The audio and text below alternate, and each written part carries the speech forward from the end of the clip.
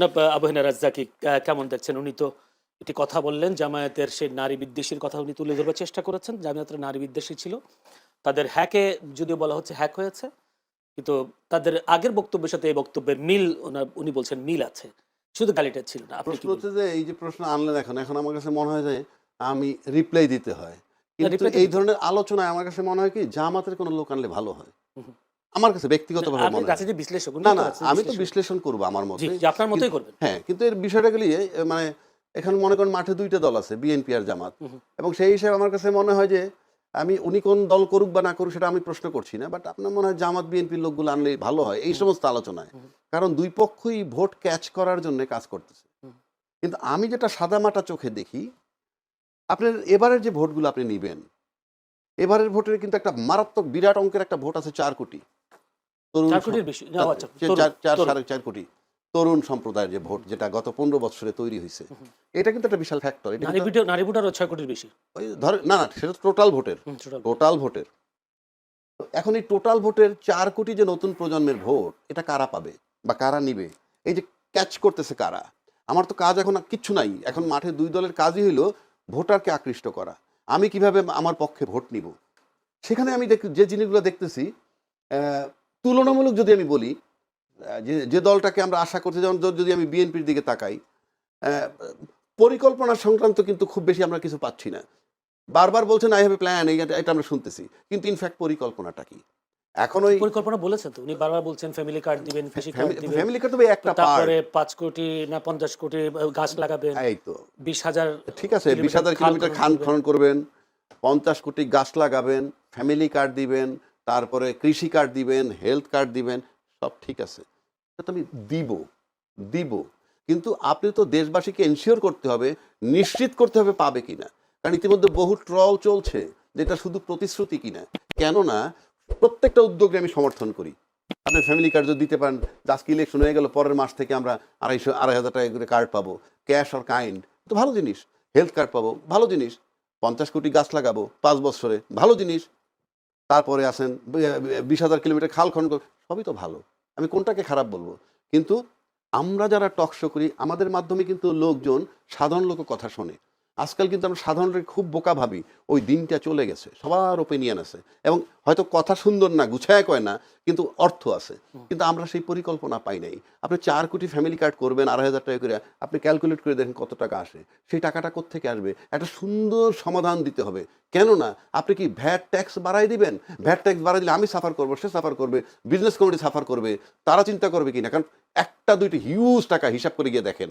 সুতরাং এইটা একটা একটা মানে সুন্দর ব্যাখ্যা চাই। যে ব্যাখ্যায় কারো হ্যাম্পার হবে না, বাট বাড়তি তারা পাবে। সেটা এখনো আসেনি।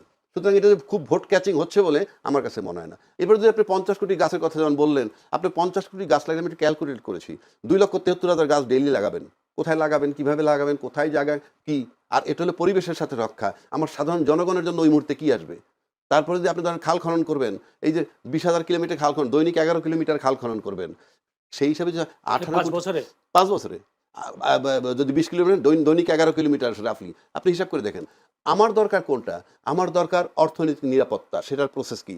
আমার দরকার বহির্বিশ্বের সম্পর্ক, ফরেন পলিসি কি হবে? আমার শিক্ষানীতি কি হবে?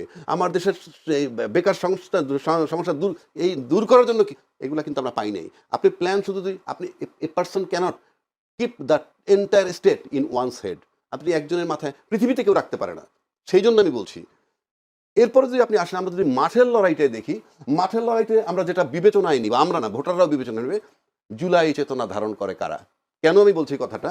উনি যে দলেরই হোক, ভাই আমার, যে দলেরই হোক, সে যদি চোখের সামনে দেখে তার মেয়েটা একটা পা নাই দাঁড়ায় আছে, পা নাই দাঁড়ায় আছে তার মেয়ে, আল্লাহ মাফ করুক, বা আমার ছেলে পা নাই দাঁড়ায় আছে, আমি তাকে দেখবো আমার ছেলেটার পা নাই, এদের জন্য কি করা হচ্ছে?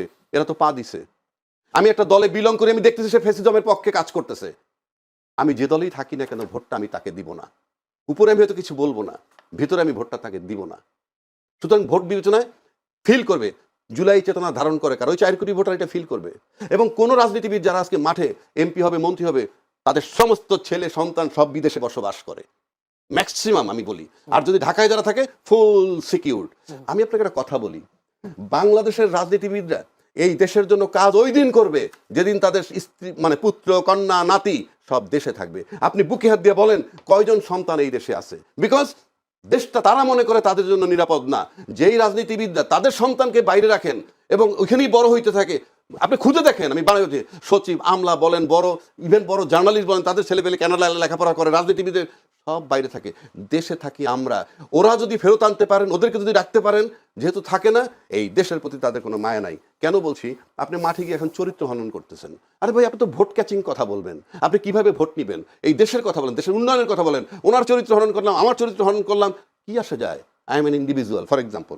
এইবার আসেন, একটা কথা বলছে, যেহেতু জামাতের কথাটা উনি আনছে সেজন্য বলছি। আপনি যখন একটা কথা বলেন, এই যে কথাটা জঘন্য একটা কথা, যে যারা কি বলে কর্মজীবী মহিলাদের সম্পর্কে যে নেকেট, এটা এখন আমি যদি বিবেচনায় নেই 5ই আগস্টের পর থেকে এই ঘটনা ঘটার আগ পর্যন্ত জামাতের আমিরের বক্তব্য বহু আছে, বহু আছে, বহু। এর ভিতরে যেটা নাই, যেটা আছে, জোরালোভাবে যেটা আছে, তারা নারী নেতৃত্ব পছন্দ করে না এবং খুব বলিষ্ঠ কণ্ঠে বলছে তারা জামাতের আমির মহিলা বানাবে না। এমন না যে আমতা আমতা করেছে, বলছে আমরা নারী নেতৃত্ব বানাবো না, ইন অ্যাকর্ডেন্স উইথ কোরআনিক ল। এটা তাদের দলের সিদ্ধান্ত, কোরআনিক আইন মোতাবেক বানাবেন না। এখন যদি মনে করেন আপনার জামাত ভালো লাগে, আপনি করবেন না, ইউ আর অ্যাট লিবার্টি। আপনি কেন? আমি জামাত করি না, তো আমি করি না পার্সোনালি, তো আমি জামাত করবো না। তো আমরা যদি কেউ জামাতের সমর্থন না করি, জামাত যদি ভোট না পায়, ও জামাতের আমির মহিলা বানাইলেই কি আর না বানাইলেই কি? আচ্ছা, 1। 2 নম্বর, তারপরে যে জামাতে যে মহিলা ভোটার আছে না, তারা তো এটা মেনেই আছে, তারা তো জানে আমির বানাবে না। আমি কেন বলছি কথাটা? এটা তার দলের ম্যানিফেস্টো। এই ম্যানিফেস্টো মেনে, গঠনতন্ত্র মেনে যে থাকবে থাকবে, না থাকলে না থাকবে। এখন আসেন হ্যাকিং যেটা হইলো, উনি বলছেন হ্যাকিং, কেউ কেউ বলছেন এটা হ্যাকিং না। ওকে ফাইন, আমি ধরে নিই আপনারা বলতেছেন হ্যাকিং না, আমার কাছে কোনোটার বিশ্বস্ত সূত্র নাই। বাট আমি যদি 5ই আগস্টের পর থেকে আজকে পর্যন্ত তার বক্তব্য মিলাই, তার সাথে চট করে আমি এটা মিলাইতে পারি না। মানে এত অশালীন ভাষায় 2 দিন পরে ভোট, এইটা বললে ভোট বাড়বে না কমবে, এইটুক সেন্স তার নাই, এইটুক সেন্স তার নাই, বাড়বে না কমবে। 1। 2, আপনি মাঠে যারা নামলো, হ্যাঁ, তারা কি জামাতের ভোটার? আদৌ জামাতের ভোটার? আমরা তো দেখছি মাঠে কারা নামছে প্রতিবাদে। হ্যাঁ, তারা কি মাত্র জামাতের ভোটার? কোশ্চিনকালে তারা ভোট দিবে না, শুধু এমনি জামাতকে অপোজ করবে। আপনি যদি জামাতের ভোটাররা মাঠে নেমে বলে আমি জামাত করতাম, আফটার দ্যাট স্টেটমেন্ট আমি জামাতকে রিজেক্ট করছি, কথার কথা বলছি আমি। যারা নামছে মাঠে ফরগটছে, তারা কেউ জামাতের ভোট দেয় না, দিবেও না, আমিও দিব না জামাতকে ভোট, আমি তো টিভিতে বলছি। তাহলে যারা বলতেছে জামাতের বিরুদ্ধে, বলুক, তার রাইটও আছে বলার, কিন্তু তারা তো ভোটার না। এটা কোনো ইম্প্যাক্ট হবে কিনা আমি জানি না। কেন আমি বলি, এর ভিতরে এমন কথা আছে, এই সব কিন্তু ফেসবুক বেসড। এই মিছিল টিছিল, ছাত্রদল মিছিল করছে, মিটিং করছে, রাইট আছে, আপনি করতেই পারেন। পাশাপাশি কিন্তু আমি আপনার কাছে আবার আসি। না না, পাশাপাশি কিন্তু মাঠে শিবিরও নামছে, শিবির নামছে তার সঙ্গে। কিন্তু প্রশ্ন হচ্ছে আর একটা কথা বলছে যে সেন্ট মার্টিনও ইস্যু আনছে, যে জামাতের সাথে আতাত হয়ে গেছে। কিন্তু এখানে মেসেজ কোনটা যায় জানেন? সেন্ট মার্টিন ইস্যুটা আমার কাছে ইম্পর্টেন্ট না, বাট জামাতের সাথে আমেরিকা আছে, তার মানে হচ্ছে জামাত ক্ষমতায় গেলে যেতেও পারে, এরকম একটা ব্যাপার, এরকম একটা আতঙ্ক বোধহয় ঢুকেছে। তাহলে এই সমস্ত বিষয়গুলো আসতেছে কেন? ধন্যবাদ। আমি আসবো আপনার কাছে বিষয়টা নিয়ে, যে মাহবুব আজিজ, আপনি সময় পাবেন।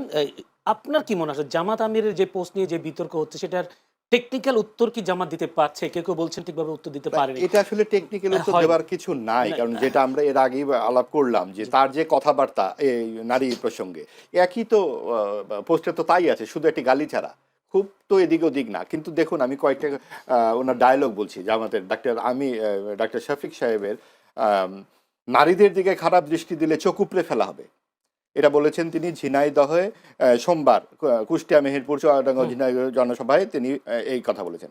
তার আমি ছোট ছোট করে তার ডায়লগগুলো বলছি। নারীদের দিকে খারাপ দৃষ্টি দিলে চোখ উপড়ে ফেলা হবে, যারা ভোট ছো মারতে চায় আমরা তাদের ঠোঁট ছিঁড়ে ফেলবো, আমরা কারো রক্তচক্ষুকে ভয় করি না। তারপরে এই ধরনের কথাবার্তা, ভোটের বাক্সে হাত দিলে হাত গুটিয়ে ফেলবো, হাত ভেঙে ফেলবো, ইত্যাদি নানান ভাঙা চোরা ছেঁড়া কাটা আছে। নারীদের ব্যাপারে যেটা বলেছে, এটা কি কারণে বলেছে? আমি একটু আসি পুরো ব্যাপারটাতে। এটা তো বললাম বারবার যে এই বিষয়টাতে নিয়ে তো ওনাদের নারীদের অবস্থান তো তাই, যেটা রাজ্জাকি ভাই বললেন যে হ্যাঁ জামাতের পরিষ্কার অবস্থান এইটা, আপনি করলে জামাতকে সাপোর্ট করেন অথবা করলে করেন না। এই যে স্পষ্ট এবং চমৎকারভাবে উনি উপস্থাপন করলেন, এই সুযোগটা পেলেন কি করে? আওয়ামী লীগ নির্বাচনের মাঠে না থাকাতে। যদি বিএনপি আর জামাত একসাথে থাকতো, আওয়ামী লীগ থাকবে, তখন কিন্তু খুব ঠিক আছে। স্বাভাবিক হতো, এবং তখন আর এই নারী প্রসঙ্গও আসতো না, এত ঔদ্ধত্যের সঙ্গে গালিগালাজের প্রসঙ্গ আসতো না, ঠোঁট ছিঁড়ে ফেলবো, জিভ ছিঁড়ে ফেলবো ইত্যাদি আসতো না। তো ঠোঁট জিভ ছেঁড়া হচ্ছে কখন? রাজ্জাকি ভাই যখন বললেন জামাত বানাইলেই কি না বানাইলেই কি, কারণ এটা তো ভোটের ব্যাপার ইত্যাদি, বানাইলেই কি বা না বানাইলেই কি, অনেক কিছুই কি, কারণ এটা হচ্ছে সাম্প্রদায়িক রাজনীতি, ধর্মভিত্তিক রাজনীতি একটা দেশকে পেছনের দিকে নিয়ে যায়। ভাই, আমার আল্লাহ তো আমার, আপনার আল্লাহ তো আপনার, ব্যক্তিগত বিশ্বাস ভালোবাসার জায়গা, তার সাথে কি আপনার দেনা পাওনা, হাসরের ময়দানে কি হবে না হবে সেটা তো আপনার আর তার। আমরা কি এই রাষ্ট্রের কাছে বেহেশত চাই? আমরা কি কোন কোন অনন্ত সুখের প্রত্যাশা করি নাকি রাষ্ট্রের কাছে? আমরা চাই এখানে গণতন্ত্র, বাক স্বাধীনতা, মৌলিক কিছু অধিকার, ভাত কাপড়ের একটা ন্যূনতম চাহিদা। আমরা কি ওই বেহেশতে গিয়ে ভাত কাপড় চাইবো নাকি? ওখানে তো অডেল এমনিই থাকবে। কাজে এই যে জাগতিক যে বিষয়গুলো, জাগতিকতা, এটাই হচ্ছে একটি প্রগতিশীল রাষ্ট্রের মূল জায়গা। সেই জায়গাটাই নষ্ট করে ফেলছে এই সমস্ত ধর্মভিত্তিক রাজনৈতিক দল। এই জন্য অনেক কিছু আসে যায়, যেই জন্য যারা ভোটার না তারা রাস্তায় নেমেছে। রাজ্জাকি ভাই বললেন যারা রাস্তায় নেমেছে তারা কি ভোটার? ভোটার নয় কেন? ভোটাররা ভোট দেবে না, কিন্তু আরেকজন দিলে আমি বলছি জামাতের ভোটার নয় তারা, জামাতের ভোটার নয় দেখে তো তারা নামবে, সেটাই তো তার বলছি। জন্যই তো নামতে হবে, কারণ জামাতের ভোট তো নাই আসলে। তাদের এই পর্যন্ত 18টি আসন তারা পেয়েছে, তারা এত বড় গলায় কথা বলে কি করে? তাদের এই উত্থান হলো কি করে? এই উত্থান হলো 5ই আগস্টের পরে। সরকারের পৃষ্ঠপোষকতায় ডানপন্থী সাম্প্রদায়িকতায় ছেয়ে গেল দেশ। মুক্তিযুদ্ধের ভাস্কর্য ভাঙা হলো, আপনার লাগাতার ইতিহাস বিকৃতি ঘটলো, আপনার বিসিএস পরীক্ষার প্রশ্নপত্রে দেখা গেল মুক্তিযুদ্ধ হয়ে গেছে প্রতিরোধ যুদ্ধ, পাকিস্তানি বাহিনী হয়ে গেছে হানাদার বাহিনী, ভাসুরের নাম আর মুখে নিতে চাচ্ছে না। এই যে সম্পূর্ণ যে একটা ডানপন্থার দক্ষিণপন্থীর যে একটা বিশাল আপনার উত্থান, এই উত্থান কোন পর্যন্ত যাবে? আমরা কি আফগানিস্তানের দিকে যাচ্ছি? কারণ আজকে যখন বলা হচ্ছে নারী নেতৃত্ব থাকবে না, নারীর পোশাক নিয়ে কথা বলা হচ্ছে, এবং নারীদেরকে দিয়েই বলানো হচ্ছে যে পুরুষই নিয়ন্ত্রক, আমরা এটা মেনে যদি রাজনীতি করি আপনাদের অসুবিধা কোথায়? তাদের মেয়েদেরকে দিয়ে বলানো হচ্ছে। তার মানে আমাদের মেয়েরা প্লেন চালাবে না, আমাদের মেয়েরা যুদ্ধক্ষেত্রে যাবে না, আমাদের মেয়েরা ডাক্তার, ইঞ্জিনিয়ার ইত্যাদি বিভিন্ন ক্ষেত্রে থাকবে না। আপনি যখন প্যারাসুটে নামতে হবে, এই হিজাব খুলবে না, নারীরা তো ডাক্তার, ইঞ্জিনিয়ার আছে, প্যারাসুট ওদের দলই আছে। ওদের দলে প্যারাসুট কিভাবে থাকবে? কারণ দরকার নেই তো, পোশাক আশাকের একটা ব্যাপার আছে, এটা নিয়ে অনেক কথাবার্তা আছে। আপনার এই ডাক্তার এইগুলো নিয়ে বললে বলবেন যে আপনি তো ধর্মদ্রোহী কথাবার্তা বলছেন। এইসব বলতে চাচ্ছি না, আপনারা বুঝে নেন যতখানি এটা ঠিক ধর্ম বিশ্বাসের সাথে, এটা কোনো ধর্মেও কোনো খারাপ জিনিস নয়। প্রত্যেকটা ধর্মের মূল বাণী কিন্তু শান্তি। কোনো ধর্মে নাই যে আরেক ধর্মের লোকজনকে সব কাটে জবাই করে ফেলো, আমরা খালি একা থাকবো। তাহলে তো যে কোনো স্রষ্টা, মানে স্রষ্টা তো একজনই, নিশ্চিতভাবে আমরা বিশ্বাস করি যারা মুসলিম যে আমাদের স্রষ্টা আল্লাহ, এবং আল্লাহ কি তাহলে অন্য ধর্মের সকলকে বন্ধ করে দিত না প্রজনন? শুধুমাত্র এক ধর্মেরই তো প্রজনন অব্যাহত থাকতো। তার মানে এই যে স্রষ্টা বা পরম করুণাময়, তিনি কিন্তু বহু বৈচিত্র্যে বিশ্বাস করেন দেখেই কিন্তু যিনি জঘন্যতম তার অবিশ্বাসী, তার জন্য তিনি অক্সিজেন বন্ধ করেন না, খাদ্য বন্ধ করেন না। আমরা কে এগুলা বন্ধ করবার? আমরা কে তার মাথার দাম নেবার? আমরা কে? আপনি পুরুষ না নারী, এটা তো সমাজ ঠিক করে দেয়। একটা শিশু যখন বড় হয় সে কি জানে পুরুষ না নারী, হিন্দু না মুসলিম, বৌদ্ধ না খ্রিস্টান? এগুলো তো সমাজ থেকে শেখানো হয়। বিভিন্ন পারিবারিক, সামাজিক, সাংস্কৃতিক যে শিক্ষা তাকে এইভাবে স্বীকৃত করে। আজকে আফগানিস্তানের দিকে তাকান, এই দেশটির 5ম শ্রেণী বা 6ষ্ঠ শ্রেণী পাশ করার পর এই মেয়েরা আর বিদ্যালয়ে যেতে পারছে না, সকল বিদ্যালয় বন্ধ করে দেওয়া হয়েছে। কোন কর্মক্ষেত্রে আমি মনে করছি না, কিন্তু দক্ষিণ পন্থার গন্তব্য কি? তারা তো বলেছে ধাপে ধাপে করবে। আজকে বলছে মেয়েদের কর্মঘণ্টা 5 ঘন্টা বলেছেন আফগানিস্তান বানাতে চায়। মেয়েদের কেন কর্মঘণ্টা 5 ঘন্টা দিবেন? তারা কি চাকরি পাবে? আপনার কোন অফিস অন্যদের 8 ঘন্টা কাজ করাবে আর আপনি 5 ঘন্টা একই বেতন দিবেন? আপনার কাছে যদি মাহবুব আজিজ ভাইয়ের কথায় যদি বলি, এভাবে 5 আগস্টের পর ইতিহাস বিকৃত হচ্ছে, অন্ধকারে নিমজ্জিত করার একটা চেষ্টা চালানো হচ্ছে। যদিও মির্জা ফখরুল আজকেও বলেছেন যে জামায়াত ইসলামী বাংলাদেশকে সামনে এগোতে দিতে চায় না, তারা দেশটাকে আফগানিস্তান বানাতে চায়। তার মানে জামায়াতের প্রতি দোষটা যে আমার কাছে না খুব বিরক্ত লাগে বিষয়গুলো আলাপ করতে। আমি কেন এই আলাপগুলো করব? না, আপনার মানে আমরা এখানে বসছি মনে শুধু জামাত নিয়েই আলাপ করতেছি। বিএনপি নিয়ে তো অনেক কিছু বলবেন। না বলতেছি কেন মনে হয় জানেন? গত 16 বছর যে আওয়ামী লীগ ক্ষমতায় ছিল না, অফিসিয়ালি কিন্তু তার বিরোধী দল ছিল জাতীয় পার্টি, কিন্তু চলনে বলনে কহনে শুধুই ছিল বিএনপি। অর্থাৎ বিএনপির 16টা বছর আওয়ামী লীগই টিকায় রাখছে আলোচনা করে, জাতীয় পার্টি কিন্তু টিকে নাই, জাতীয় পার্টি কিন্তু বিরোধী দল। আমার কাছে আজকেও মনে হইতেছে যে আমরাই বোধহয় খালি জামাতকে টিকায় রাখতেছি, মানে এই জামাত নিয়ে আলাপ করতে। কন্যার সাথে দেখা নাই বিয়া শুক্রবার, উনি ধাপে ধাপে করবেন। এখন তো নির্বাচন হয় নাই, জীবনে এখন পর্যন্ত ক্ষমতায় আসে নাই, আসলে কি জগৎ মেনে নিবে? প্রশ্নই ওঠে না। যদি না মেনে নেয় আমরা আননেসেসারি টাইমটা নষ্ট করতেছি। কেন করতেছি বললাম কথাটা, বাংলাদেশে মুক্তিযুদ্ধের পক্ষের শক্তি হিসাবে কিন্তু সবচেয়ে বেশি সুপরিচিত আওয়ামী লীগ, এবং এইটার ধারক বাহক তারা যেভাবে ব্যবহার করছে। কিন্তু আমরা দেখছি 2001 সালে যখন নির্বাচন হইল, তখন 96 শেষ থেকে 2001 তার কেয়ারটেকার অধীনে নির্বাচন হচ্ছে, তখন কিন্তু একটা জোট হয়েছিল। জোটটা কি? বিএনপি আর জামাত মিলে একটা জোট, যেখানে তারা 18টা সিট পেয়েছে, মন্ত্রী হয়েছিল। এই যে বিএনপি এবং জামাত, জামাত কে? স্বাধীনতার বিপক্ষ শক্তি, রাজাকার ইত্যাদি ইত্যাদি। তার সাথে যারা জোট করলো, জোট করে পরাজিত করলো কাকে? মুক্তিযুদ্ধের পক্ষের শক্তিকে। এটা কি ইতিহাস? এটা কি? আপনি মুক্তিযুদ্ধের পক্ষের শক্তিকে তাড়িয়ে দিচ্ছি আমরা, রাজাকারের সাথে জোট গঠন করে মুক্তিযুদ্ধ। এটা একটা ন্যারেটিভ বয়ান মাত্র, আর কিচ্ছু না। ক্ষমতায় যাওয়া, তাহলে মুক্তিযুদ্ধের চেতনার শক্তি যে, তার বিরুদ্ধে যখন রাজাকারকে নিয়ে জোট করে, সেইটা এই দেশে আমরা ছিলাম না। কি কথা হইছে? কিছুই হয় নাই। তো দিস ইজ দ্য সিনারিও। আপনি খালি বললে তো হবে না, আপনি বরং আমরা 53 বছর যাবৎ যুদ্ধের চেতনা লালন করতেছি। মুক্তিযুদ্ধের ইতিহাস কার বাপের ক্ষমতা আছে এটা বাদ দেয়। আপনি যদি সম্পূর্ণ রাষ্ট্র বিরোধী একটা লোকেরও বলেন যে ভাই তুমি মুক্তিযুদ্ধের ইতিহাসটা লেখো বাংলাদেশের, তার কি ক্ষমতা আছে 71কে বাদ দেওয়া? এটা কোন ধরনের ন্যারেটিভ যে আমরা মুক্তিযুদ্ধ থেকে বাদ দিয়ে দিচ্ছি? তার ধারাবাহিকতায় 24-এর আন্দোলন হয়েছে। 24-এর আন্দোলন হয়েছে। এই 24-এর আন্দোলন যেদিন হয়েছে, তখন সেদিন কি করছে?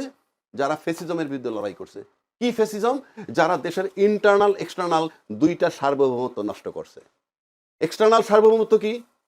বিনা বিচারে হত্যা, আয়নাঘর, ক্রস ফায়ার, বিডিআর হত্যা, শাপলা চত্বরে হত্যা, এগুলো হলো আমার ইন্টারনাল সার্বভৌমত্ব। এক্সটার্নাল কি? 10 লাখ রোহিঙ্গা ঢুকছে, কেউ বাধা দিতে পারে নাই। দলমত নির্বিশেষে সরকারের সাথে সব দল একত্র হয় নাই, আরামসে ঢুকছে। আমার সার্বভৌমত্ব ছিল না। সেই সার্বভৌমত্ব যাতে টিকে থাকে, সেই জন্য 24-এর আন্দোলন হয়েছে এবং তাকে তাড়াই দিয়েছে। এবং উনি যাওয়ার পর ভাবটা এরকম, আমার মুক্তিযুদ্ধ চলে গেছে, আমার মুক্তিযুদ্ধের ইতিহাস চলে গেছে। আমি ভাই আমার মাথায় ধরে না যে আমরা সেন্সারের লোক কি করে বলি আমার মুখ মনে হয় যে মুক্তিযুদ্ধ চলে গেছে। এই বয়ান চলবে না ভাই, এই বয়ান চলবে না, 1 নম্বর। 2 নম্বর, 71 সালের চেতনা যদি আজকে 53-55 বছর যাবত লালন করতে পারি, নিশ্চিত থাকেন আপনি এই মাত্র 1.5 বছর আগের ঘটনা জুলাই চেতনা, এটা কি মাত্র আর 15 দিন ধারণ করবে না? ওটা যদি 53 বছর ধারণ করতে পারে, 54 বছর, এটা তো 54 মাস ধারণ করলেই এনাফ। সুতরাং দেখতে হবে যে জুলাই চেতনার পক্ষে কারা, জুলাই চেতনা ধারণ করে কারা। এটা উনি আমি আপনি মুখে বললে হবে না, ভোটারকে ফিল করতে হবে। যেহেতু ইলেকশনের বাজার আনছেন, দৌড়ে কে আগে? এই দৌড়ে ভোটাররা যাকে বিশ্বাস করবে জুলাই চেতনা ধারণ করে, সুতরাং ভোট এবার সেদিকে যাবে। আমি একটা প্রশ্ন করি রাজু ভাই, জুলাই চেতনাধারী যারা, তারা তো যখন জামাতের সাথে অ্যাড হলো, তাদের অনেকে জুলাই চেতনাধারী, অনেকে তো বের হয়ে গেছে। রাজাকি ভাইয়ের মতে জুলাই চেতনা মানে কি? জুলাই যোদ্ধা যারা বলবে, জুলাই চেতনা, যাক মুক্তিযুদ্ধের চেতনা, আমি জুলাই চেতনা, এরা যুক্ত যখন এটা জামাতের সাথে হয়েছে, তখন অনেকেই তাদের থেকে বের হয়ে গেছে। তারা বলছে রাজাকারের সাথে যুক্ত হওয়ার কারণে অনেকে বের হয়ে, যদি বলি নাম ধরে বলতে তাসলিম যারা, এরকম ডাক্তার আরেকজন আছেন কি যেন, অনেকে বের হয়ে গেছে। তো জুলাই যোদ্ধারা তাহলে তো এই পক্ষে নেই। আপনি যখন প্রশ্ন করেন যে যারা বের হয়ে গেল কেন, এর উত্তর আমি দিতে পারবো না? আপনি বলছেন ওরা দিবে। আমি দিতে পারবো? আমি পারবো না। তারপরে আমি ধরে নিই, আমি এটা হাইপোথিসিস, যেহেতু আমি অ্যাবসলিউট টার্মে বলতে পারবো না সে কেন গেছে। এক হতে পারে, আমার কাছে যেটা মনে হয়, জুলাই চেতনা যারা ধারণ করে এই ছেলেপেলেগুলো, মানে আমি ছেলেপেলেগুলো সিম্বলিক, কিন্তু দলমত নির্বিশেষে আমরা সবাই ছিলাম, আমরা বলি, আমরা দাবি করি। কিন্তু জুলাই চেতনা অ্যাকচুয়ালি জুলাইয়ের আন্দোলনের, মানে আন্দোলনটার নায়ক কারা বা কারা করছে, ক্রেডিটটা কাদের, সেটা কে বলতে পারবে জানেন? হ্যাঁ, একমাত্র শেখ হাসিনা। কারণ তাকে তাড়ানো হয়েছে, সুতরাং সে জানে যে কারা তাকে তাড়াইছে। আমি আপনি মুখে বলেন, বক্তব্য কোন স্পষ্ট হয়েছে, তার বক্তব্য তো নাই আমার কাছে। আপনি যেমন ভিকটিম, আপনার হাতটা কেটে ফেলতে একটা কোপ দিয়ে 5টা আসামি দাঁড়ানো আছে, আপনাকে যদি বলা হয় 5 জনের মধ্যে আসামি আছে, জি আছে, কে দিছে? অমুকে কোপ দিছে। তো আপনি যেটা বলবেন, তো তারাইছে হাসিনাকে, শেখ হাসিনাকে, সেটা সবচেয়ে ভালো বলতে পারবে শেখ হাসিনা। যেমন চাঁদাবাজি নিয়ে কথা হচ্ছে, আমি কি বলতে পারবো যে কে চাঁদাবাজি করে? আপনি চাঁদাবাজি করেন না, মাহবুবাই করে না, কে করে? আমি বলতে পারবো? যে ভুক্তভোগীর সাথে জানেন, কিন্তু যে চাঁদা দেন একমাত্র সে জানেন। সুতরাং আপনি যে চাঁদাবাজি করে, যে দেয় চাঁদা সে জানে। আপনি নিশ্চিত থাকেন বাংলাদেশে 70-80 লক্ষ স্পট থেকে চাঁদা তোলা হয়, এবং তাতে অন্তত 1-1.5 কোটি লোক ইনভলভ আছে ওই জায়গাগুলায়। এই 1-1.5 কোটি লোকের কাছ থেকে যারা চাঁদা নেয়, হ্যাঁ, তারা ভোট দিবে না। যারা চাঁদাবাজ তাদেরকে বল, চাঁদাবাজকে আমার জানার দরকার নাই, জি। কিন্তু ওরা জানে চাঁদাবাজ কারা। একইভাবে জুলাই চেতনা ধারণ করে কারা, সেটা ভোটাররা বিবেচনায় নিবে, আমি আপনি না। ভোটাররা যাকে বিশ্বাস করবে জুলাই চেতনার পক্ষে, ভোট সেদিকে যাবে, সেদিকে। এবং সেদিকে যায়, যদি যায়, যাইতে থাকে কনস্ট্যান্ট। এবং এটা যদি মনে হয় যে কেউ বুঝতে পারে, তাহলে জুলাই চেতনায় ভোট যার পক্ষে যাবে, সে যখন বুঝবে আমি বিজয়ী হচ্ছি, আর যে বুঝবে তার পক্ষে যাচ্ছে না, সে হারতেছে, সেটা নিয়ে যদি কেউ লড়াই করতে চায়, মারামারি কাটাকাটি, সেটা ভিন্ন চাপ। জি, ধন্যবাদ আপনাকে।